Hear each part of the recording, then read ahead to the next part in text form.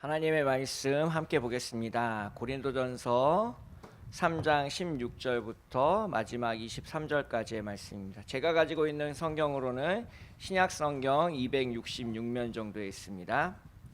신약 성경 266면 고린도전서 3장 16절부터 마지막 23절까지의 말씀 함께 한 목소리로 읽도록 하겠습니다. 너희는 너희가 하나님의 성전인 것과 하나님의 성령이 너희 안에 계시는 것을 알지 못하느냐? 누구든지 하나님의 성전을 더럽히면 하나님이 그 사람을 멸하시리라. 하나님의 성전은 거룩하니 너희도 그러하니라. 아무도 자신을 속이지 말라. 너희 중에 누구든지 이 세상에서 지혜 있는 줄로 생각하거든 어리석은 자가 되라. 그리하여야 지혜로운 자가 되리라. 이 세상의 지혜는 하나님께 어리석은 것이니 기록된 바 하나님은 지혜 있는 자들로 하여금 자기 꾀에 빠지게 하시느니라 하였고, 또 주께서 지혜 있는 자들의 생각을 헛것으로 아신다 하셨느니라. 그런즉 누구든지 사람을 자랑하지 말라. 만물이 다 너희 것임이라. 바울이나 아볼로나 게바나 세계나 생명이나 사망이나 지금 것이나 장래 것이나 다 너희의 것이요 너희는 그리스도의 것이요 그리스도는 하나님의 것이니라. 아멘. 앞뒤적으로 이렇게 인사하실까요? 오늘도 주님 안에서 충만하시기를 축복합니다. 네, 이제 7월의 첫 수요 예배인데요. 이제 남은 6개월도 주님의 은혜 가운데서 건강하게 지내시고, 무더운 여름이 시작되고 있습니다. 장마도 이제 시작이 되었는데요. 건강에 특별히 유의하시고, 최근에 이제 아이들 초등학교에서 이제 백일해라는 이제 전염병이 유행 중이라고 합니다. 이제 정오 또래 친구들도 이제 백일해가 걸려서 이제 학교에 안 나오고, 혜성이 반에도 이제 오늘 이제 백일해 환자가 발생해서 이제 가급적이면 이제 마스크를 한번 써줄 것을 이제 학교에서 권면하고 있는 실정인데요. 코로나가 끝났다고 생각하지만 이 전염병의 공포가 우리 주변에서 사라지지 않고 있는 상황이니까 각별히 개인적인 위생이나 건강에 주의해서 이렇게 살아가시는 안양 초대교회 성도 여러분 되시기를 주님의 이름으로 축복하겠습니다. 오늘 본문을 읽으면서 이런 질문을 떠올렸습니다. 좋은 교회는 과연 어떤 교회일까? 많은 사람들에게 물어보면 지금 내가 다니고 있는 교회가 좋은 교회다라고 대답할 것입니다. 아마 저희 첫째 아들한테 좋은 교회가 뭐냐고 물어보면 먹을 거 많이 주는 교회가 좋은 교회라고 대답할 겁니다. 그리고 또 민성이한테 좋은 교회가 뭐냐고 물어보면 자기가 마이크 잡고 노래 부를 수 있는 데가 좋은 교회라고 이제 대답할 텐데요. 이 좋다라는 말, 영어로는 굿에 해당하는 표현이 무엇을 의미하는지에 따라서 이제 좋은 교회의 정의가 달라지게 되어 있습니다. 그래서 많은 사람들은 교회가 깨끗하고 화려했을 때 이제 좋은 교회다라고 이야기를 하게 됩니다. 예배당에 첨단 시설이 들어져 있고 방송과 마이크 시설이 좋고 조명도 화려하고 또 성가대의 찬양이 끝내줄 때 이제 좋은 교회다라고 말씀하시는 분들도 있습니다. 더러는 이제 시설이 좋은 교회를 좋은 교회라고 생각하시는 분들이 있습니다. 주차장이 넓어서 차 대기가 편하고 좌석이 넓어서 다른 사람하고 부딪힐 일이 없어서 쾌적한 예배들을 드릴 수 있는 그런 환경, 깨끗한 환경을 이제 좋은 교회다라고 이야기하시는 분들도 있습니다. 아주 간혹 가다가 사람에 따라서는 이제 목사님의 말씀이 좋을 때 우리 교회 좋다라고 하시는 분들을 만날 수 있었습니다. 말씀의 은혜를 받고 새로운 다짐을 하며 주일을 보내고 한 주를 충만하게 시작할 수 있을 때 보통 우리는 좋은 교회에 다닌다라고 이야기를 합니다. 그래서 만약에 저한테 좋은 교회가 무슨 교회냐라고 물어보신다면 저는 이렇게 대답할 것 같습니다. 함께 따라서 읽어볼까요? 시작. 좋은 교회는 건강한 교회입니다. 이 신앙생활을 이제 오래 하고 목회 경험이 쌓이다 보니까 사람들이 좋다라고 말하는 것과 성경에 써 있는 좋은 것과는 조금 차이가 있다라는 것들을 알게 되었습니다. 그래서 이 목사님의 말씀이 좋지만 건강하지 않은 교회도 있고요. 시설과 어떤 환경이 굉장히 좋지만 빚에 그 은행 채무에 허덕이고 있는 그런 교회들을 만날 수도 있었습니다. 그리고 또 이렇게 화려하고 성가대의 찬양이 뛰어나지만 그 이면에는 서로 뿔뿔이 흩어져 싸움하고 있는 그런 교회들도 이제 만날 수가 있었는데요. 그래서 이 교회가 건강한 것이 이 좋은 교회의 첫 번째 척도가 되어야 된다라는 생각들을 하게 되었습니다. 그렇다면 과연 이 건강한 교회는 어떤 교회일까? 교회의 건강함을 이제 헤아릴 수 있는 방법이 무엇이 있을까? 우리 안양초대교회가 더 좋은 교회가 되려면, 더 건강한 교회가 되려면 어떤 방면으로 우리가 더 신경을 쓰고 노력을 해야 되는 걸까라는 것들을 고민해 보는 시간이 있었습니다. 지금 제가 하고 있는 이런 질문은 많은 믿음의 선배님들이 고민했던 질문이고, 그래서 참고할 만한 자료가 꽤 많이 있습니다. 이 사도신경에도 그런 흔적이 있는데요. 우리는 사도신경의 마지막에 이렇게 고백합니다. 나는 성령을 믿으며 거룩한 공교회와 성도의 교제를 믿습니다. 여기서 거룩한 공교회 그리고 성도의 교제가 건강한 교회를 가늠하는 척도가 됩니다. 주일에 예배가 끝나면 서로 집에 가려고 바쁜 교회, 서로 먼저 차를 빼려고 주차장에서 싸움하는 교회를 우리는 좋은 교회다라고 말하기는 어려울 것입니다. 또 교회 주보에 누구누구가 이번 주 토요일 날 결혼한다라고 나와 있는데 축하할 마음이 하나도 생기지 않는 교회라고 한다면 우리는 성도의 교제가 건강하게 이루어지는 것은 아니다라고 생각해 볼 수 있습니다.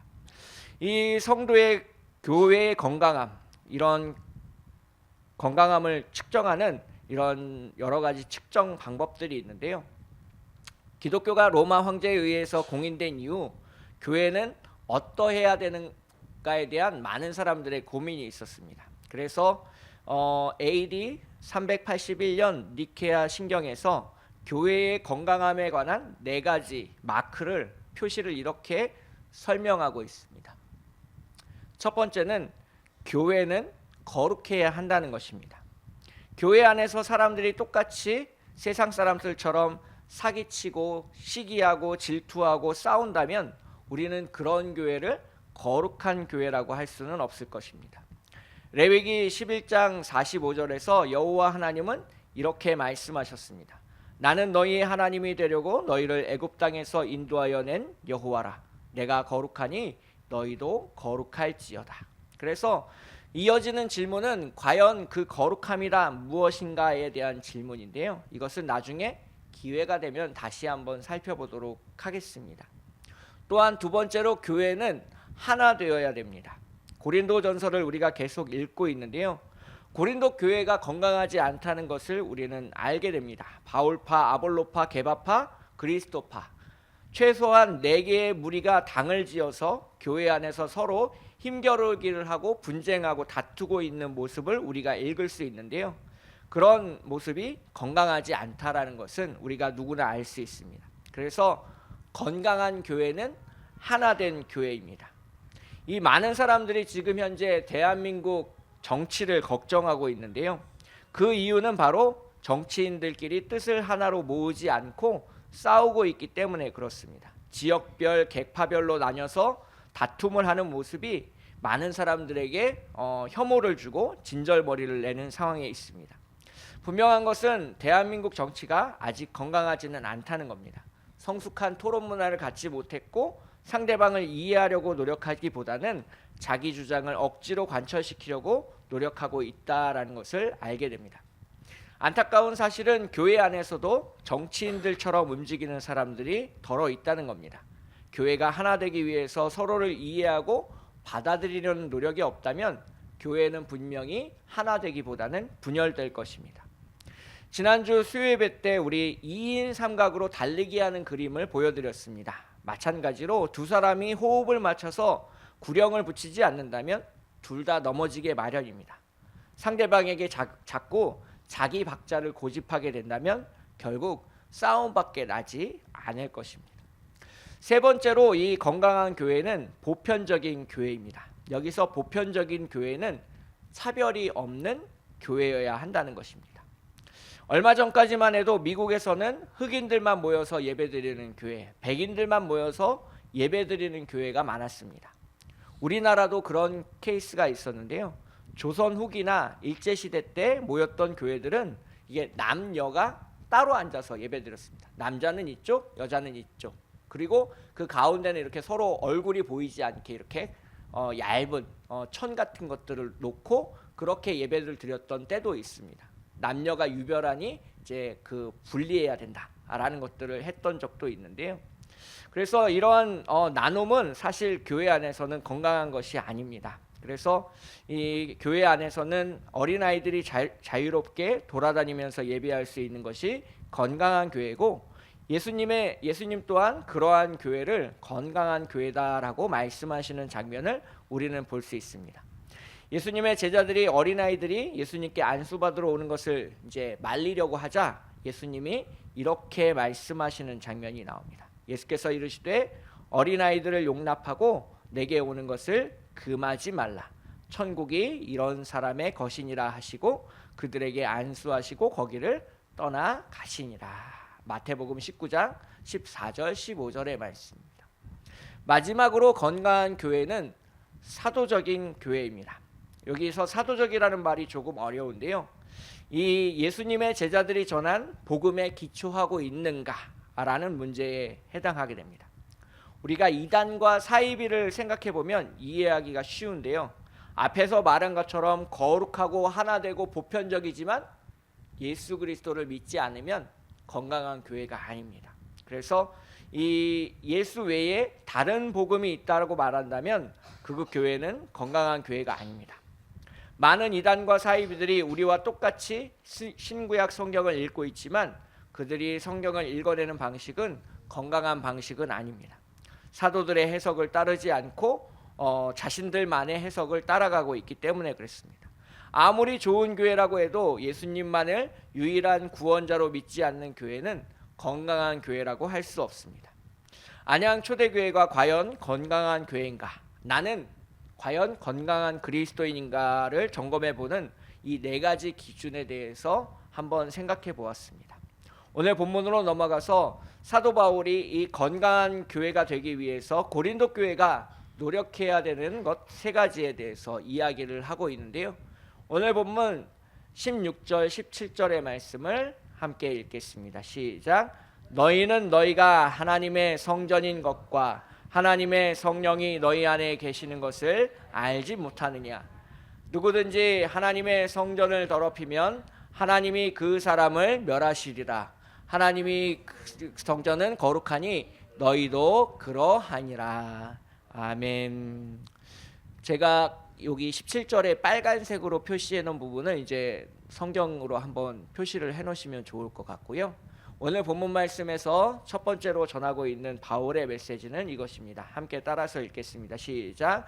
하나님의 성전을 더럽히지 말라. 아멘. 그래서 내 몸은 내 것이 아니라 하나님의 것입니다. 내 영혼도 내 것이 아니라 하나님의 것이기 때문에 내 마음대로 할 수 없습니다. 저는 자살을 생각하는 많은 청년들에게 그렇게 얘기합니다. 자기 몸을 자기 것이라고 생각하기 때문에 네가 자살을 꿈꿀 수 있는 것이다. 하나님의 몸이라고 생각한다면 내가 내 목숨을 내 마음대로 처분할 권리는 그 어디에도 없다라고 이제 이야기를 하고 있는데요. 그래서 이 그리스도인은 자신의 몸과 마음 그리고 영혼이 하나님의 것임을 믿고 그것을 더럽히지 않도록 노력해야 합니다. 저는 이 그리스도인들을 비유할 때 자주 그릇에 비유합니다. 고린도 후서의 말씀 때문에 그런데요. 고린도 후서 4장 7절의 말씀 같이 읽도록 하겠습니다. 시작.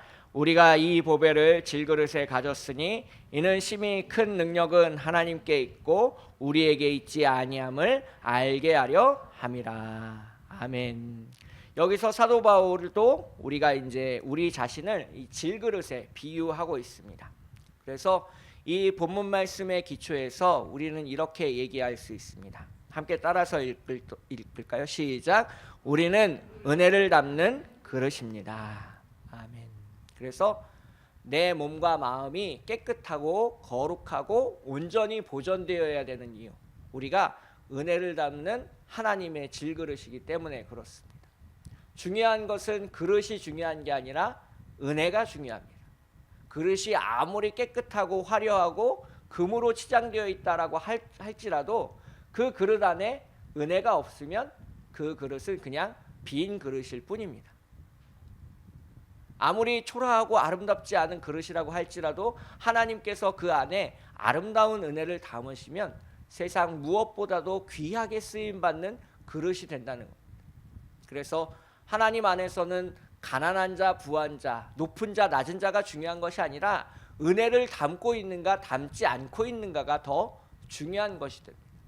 그래서 오늘 하루 우리 안에 하나님의 은혜가 가득 담겨 세상 가운데서 우리가 일하며 살아갔는가, 주님이 우리를 평가하시는 기준은 바로 그것이라는 것을 기억하는 안양 초대교회 성도 여러분 되시길 주님의 이름으로 축복하겠습니다. 저는 음식점에 가서 꼭 살펴보는 것이 있습니다. 그 음식점의 컵이 깨끗한가 깨끗하지 않은가를 꼭 살펴보게 되는데요.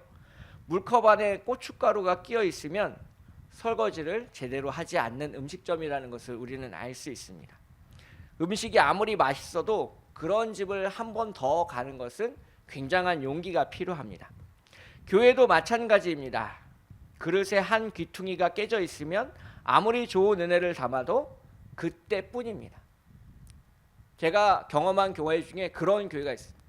설교를 진짜 열심히 해서 정말 충만한 은혜가 담겼다고 생각했는데 1시간을 채 넘어가지 못합니다. 좋은 설교 말씀을 듣고 집에 돌아가면서 차 주차장에서 서로 옥신각신 씨름하는 모습도 보았습니다. 그래서 우리가 하나님의 성령이 너희 안에 계시다는 것을 알지 못하느냐라고 사도 바울이 강하게 질책하고 있는데요.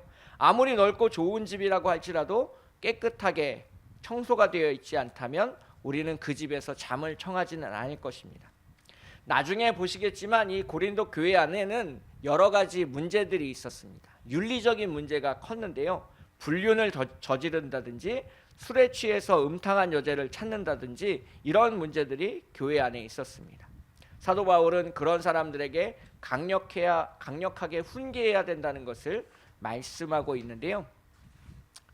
제가 알고 있는 캐나다에서 목회하시는 목사님께서 이제 여름을 맞이해서 한국에 잠깐 방문하신 적이 있습니다. 그래서 서로 시간을 내서 점심을 함께 먹고 이제 차를 마신 적이 있는데요. 그 목사님이 그런 얘기를 하셨습니다. 자기가 이민교회를 섬기다 보니까 이 헌금하시는 분들이 굉장히 귀하다는 겁니다. 이제 이민교회가 다 이제 어렵고 힘든 상황들에 있는데요. 근근하게 이제 그 재정과 수입이 지출이 맞춰지는 경우가 많습니다. 그래서 헌금하는 사람이 11조 하시는 분들이 교회를 떠나가는 것이 이 이민교회에서는 굉장히 큰 타격이 됩니다. 그래서 성도님이 떠나가지 않도록 붙잡는 것이 사실 목회자의 중요한 일 중에 하나가 되는데요. 그 교회에서 가장 헌금을 많이 하시는 이제 권사님 한 분이 계셨습니다. 그래서 목사님이 혹시 비행기를 타고 어디 가야 되는 상황이 되면 이제 목돈을 이제 아무렇지 않게 주머니에 쑥 찔러 넣어주시는 그런 권사님이 있었습니다. 근데 이 목사님이 어느 날부터 이 권사님에게 그런 돈을 받지 않겠다라고 말씀하셨습니다. 왜 그랬냐라고 물어봤는데요. 이 권사님이 성적으로 굉장히 문란하게 생활하셨다는 것을 나중에 알게 되었다는 겁니다. 이혼을 3번이나 했는데 지금 현재 자신의 집에 어떤 남자가 살고 있고 그 남자도 교회 안에서 만난 사람이라는 겁니다. 그래서 목사님이 이 문제에 대해서 여러 번 지적하자 이 권사님이 그만 다른 교회로 옮기셨다라고 하는 내용이었습니다. 아무리 헌금을 많이 하고 교회에서 봉사를 많이 하고 뜨겁게 기도한다고 할지라도 월요일부터 토요일까지 우리가 하나님의 은혜를 담은 사람으로 살아가지 않는다면 그것은 말짱 도루묵입니다. 하나님의 은혜가 새어나가고 우리 안에 계신 성령님께서 불편해 하신다면 우리는 거룩한 하나님의 교회라고 부르기는 어려울 것입니다. 오늘 주님 안에서 거룩하고 더 신실하게 그리고 깨끗하게 살아가시는 안양 초대교회 성도님 되시기를 주님의 이름으로 축복하겠습니다. 오늘 본문에서 사도 바울이 전하고 있는 두 번째 메시지를 함께 살펴보려고 합니다. 18절의 말씀을 함께 읽을 텐데요. 18절의 말씀 함께 읽도록 하겠습니다. 시작. 아무도 자신을 속이지 말라. 너희 중에 누구든지 이 세상에서 지혜 있는 줄로 생각하거든 어리석은 자가 되라. 그리하여야 지혜로운 자가 되리라. 아멘. 저희 딸이 이거 보고 좀 웃었는데 함께 따라서 읽겠습니다. 시작. 조금 어리석은 사람이 됩시다. 오늘 본문 18절부터 23절까지는 이제 1장부터 우리가 3장까지 읽어온 내용의 어떤 결론에 해당하게 됩니다. 그래서 1장부터 이야기했던 하나님의 능력, 십자가의 도, 여러 가지 분파나 이런 문제들의 최종적인 결론이 이제 오늘 본문 이제 18절부터 23절의 내용이 되겠는데요. 그 중에서 이제 사도 바울은 결론으로 어리석은 자가 되라라고 이야기하고 있습니다. 그리고 이 어리석은 자가 되라는 말씀은 예수님의 말씀과도 일치하고 있습니다. 이 예수님이 전한 말씀과 일치할 때 우리는 그 말씀이 굉장히 사도적이다라고 이야기를 하게 되는데요. 오늘날 많은 설교자들이 있고 많은 목회자들이 있고 좋은 설교가 넘치는 설교의 홍수 시대를 살아가고 있습니다. 근데 그 말씀이 과연 사도적인지에 대해서는 우리가 한번 생각해 볼 필요가 있습니다. 예수님이 전한 말씀과 일치하지 않는다면 아무리 내 귀에 듣기 좋은 달콤한 말씀이라고 할지라도 그 말씀이 우리를 건강하게 하지는 못한다는 것입니다. 예수님은 우리에게 이렇게 말씀하셨는데요. 마태복음 9장 35절에서 예수께서 앉으사 12제자를 불러서 이르시되 누구든지 첫째가 되고자 하면 무사람의 끝이 되며 무사람을 섬기는 자가 되어야 하리라 하셨다라고 말씀하고 있습니다.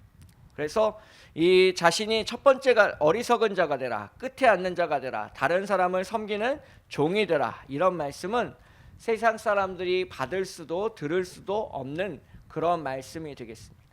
군림하려고 하고 모든 사람들이 자기 말을 잘 들어주길 바라고 가슴에 배지 하나라도 달려고 노력하는 시대에서 예수님의 말씀은 그렇게 귓가에도 스쳐 지나갈 뿐인 것 같습니다. 오늘 아침 이 아이들 식사를 마련해서 먹이고 옷을 입히고 학교를 보내고 이제 셋째를 유치원에 차로 데려다주고 잠깐 이제 산후조리원에 가서 이제 아기를 안아보았습니다. 30분 정도 이제 아기를 만지고 왔는데요. 이제 설교 준비를 위해서 이제 30분만 앉아 있다가 자리를 뜰 때 아내가 저한테 그렇게 얘기했습니다. 누가 알아준다고 그렇게 설교 준비를 열심히 하냐고. 사실 육체적으로는 굉장히 힘든 시간을 보내고 있습니다. 넷째가 태어났고 이사를 했고 집안 정리를 하고 있고 세 아이들을 홀로 돌보는 그런 상황입니다. 사실 순간순간 화가 날 때도 많습니다. 오늘 처음으로 아이들한테 화를 내지 않았습니다. 그래서 수요일 예배를 쉬는 것이 사실은 인간적인 상황으로 보면 이제 정상적이고 누구나 이해할 만한 그런 상황들입니다. 그런데 하나님이 기뻐하시지 않을 것 같다라는 마음을 저한테 주셨습니다. 아무리 몰라줘도 하나님이 아시고 제가 알지 않겠습니까? 하나님을 위해서 내가 오늘을 얼마나 충실하게 살았는가를 하나님은 알고 계시고 또 나도 알고 있습니다. 그리고 하나님께서 내가 하나님을 다시 만날 때, 예수님이 이 땅 가운데 재림하셨을 때 네가 그 시간에 그렇게 힘들 때도 말씀 준비에 최선을 다한 것을 내가 알고 있다라고 이야기하시지 않겠습니까? 어리석게 그렇게 말씀을 준비하며 또 오늘을 살아가는 그런 사람들의 하나님이 맡겨주신 작은 달란트에 집중할 때 하나님은 우리를 기뻐하실 것입니다. 세상 사람들처럼 날로 먹으려고 하지 않고 진득하니 자기 자리에서 맡은 바를 감당할 때 남들이 보기에 우리는 어리석게 보일지 몰라도 우리는 하나님의 지혜로 충만한 사람이라는 것을 꼭 기억하시길 축복하겠습니다. 예전 교회에서 어떤 목사님이 설교를 카피해서 설교하는 것을 들었습니다. 한 번, 두 번 들었을 때는 설마 했는데 5번, 6번 반복되자 어떤 마음의 확신이 들었습니다. 제가 만약 설교를 카피해서 한다면 편하고 쉽고 좋은 반응을 얻을 수 있을 겁니다. 아, 목사님 설교 참 좋습니다 라는 이야기 들을 겁니다.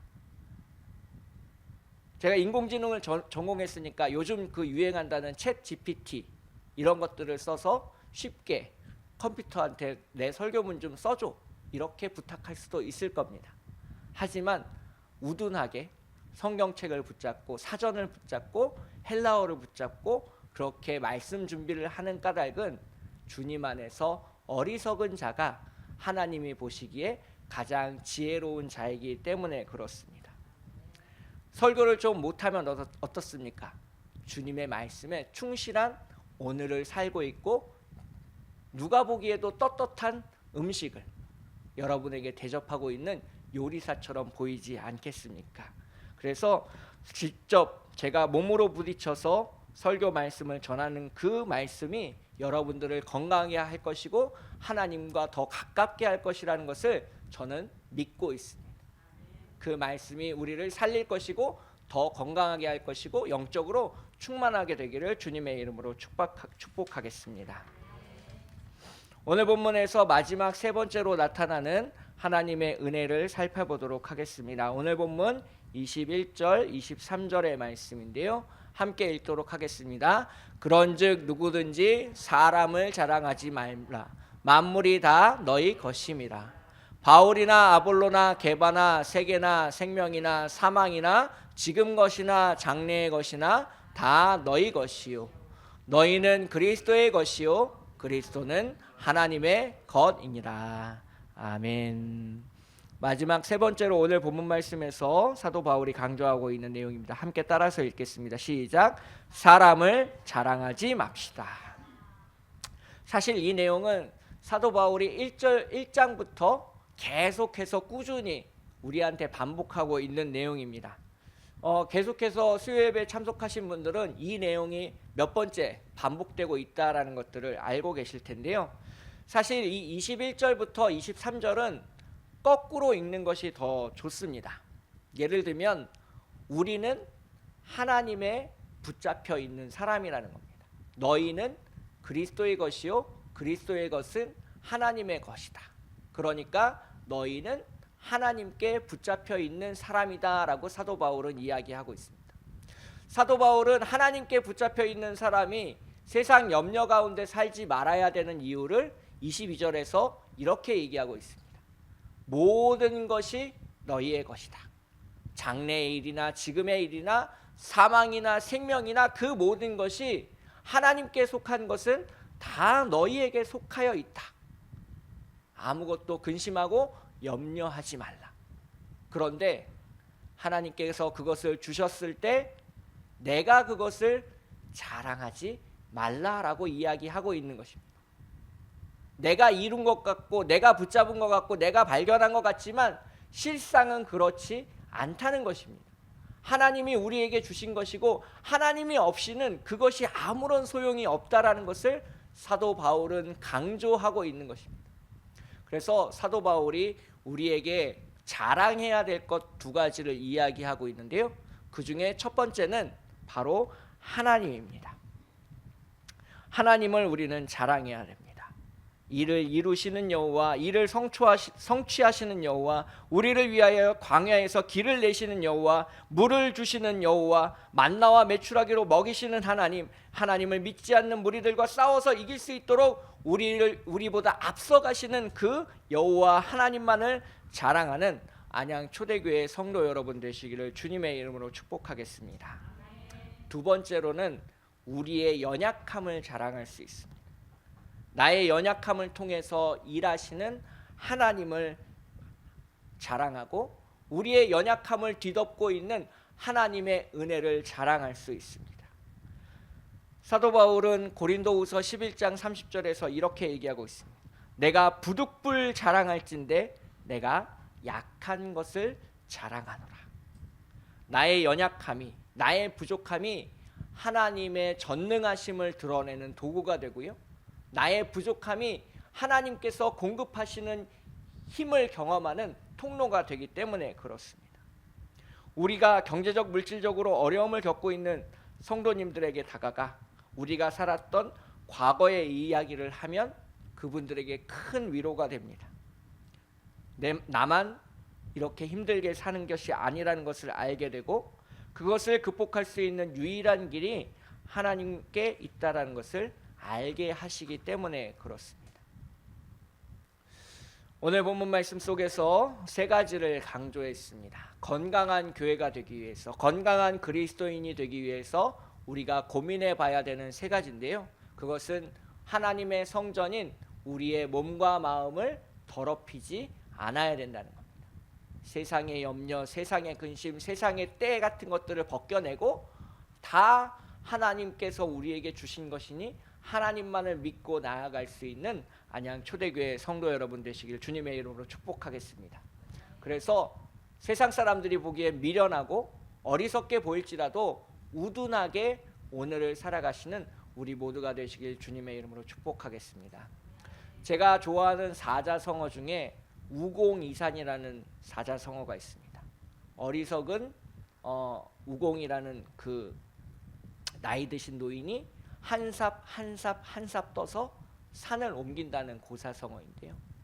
지금 당장에는 아무것도 눈앞에 나타나지 않는다고 할지라도 하나님의 은혜를 믿고 하나님의 뜻에 따라서 한 걸음 한 걸음 가다 보면 그 광야길이 끝나 가나안 땅으로 천국으로 들어갈 수 있는 길이 열린다는 것을 믿는 어리석은 그리스도인, 하나님이 보시기에 아름다운 그리스도인이 되시기를 주님의 이름으로 축복하겠습니다. 그래서 그 모든 것을 경험하고 만났을 때 내 자신을 높이고 내 자신을 드러내는 것이 아니라 하나님만을 높이고 드러낼 수 있는 안양 초대교회 성도 여러분 되시기를 주님의 이름으로 축복하겠습니다. 함께 기도하겠습니다. 교회를 사랑하시는 하나님 아버지, 우리를 보배를 담는 질그릇으로 빚어가시니 감사합니다. 거룩해야 하고 하나 되어야 하고 차별이 없어야 하고 복음에 붙잡혀야 되는데 그렇지 못함을 고백합니다. 우리를 용서하여 주시옵소서. 우리 안에 계신 성령께서 우리를 통해 일하시도록 깨끗하고 정결하게 하옵소서. 어리석게 예루살렘으로 들어가 십자가를 짊어지신 예수님을 따라서 오늘을 하나님의 지혜 가운데 살게 하옵소서. 육신의 것을 자랑하지 않고 오직 하나님만을 자랑하는 안양 초대교회 성도 되게 하옵소서. 구원의 모퉁이돌이신 예수 그리스도의 이름으로 간절히 기도합니다. 아멘.